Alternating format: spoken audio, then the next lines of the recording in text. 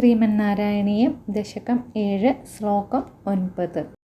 ദൃഷ്ട്വാ സംഭൃത സംഭ്രമകമലഭൂസ്ത്വത്പാദപാഥോരുഹേ ഹർഷാവേശവശം വദോ നിപതിത പ്രീത്യാ കൃതാർത്ഥീ ഭവൻ ജാനാസ്യേവ മനീഷിതം മമ വിഭോ ജ്ഞാനം തദാ പാദയ ദ്വൈതാദ്വൈതഭവത്സ്വരൂപപരമിത്യാചഷ്ടതം ത്വാം ഭജേ.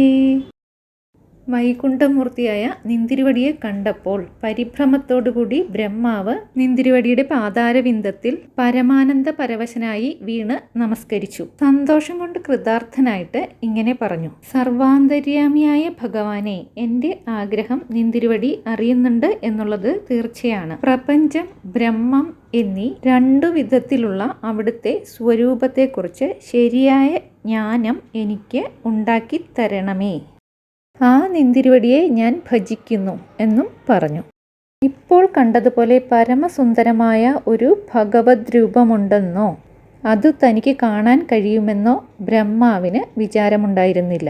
പെട്ടെന്നത് കണ്ടപ്പോൾ എന്തു ചെയ്യണമെന്നറിയാതെ സംഭ്രമമായി ഭഗവാന്റെ പാതാരവിന്ദത്തിൽ വീണ് നമസ്കരിച്ചു.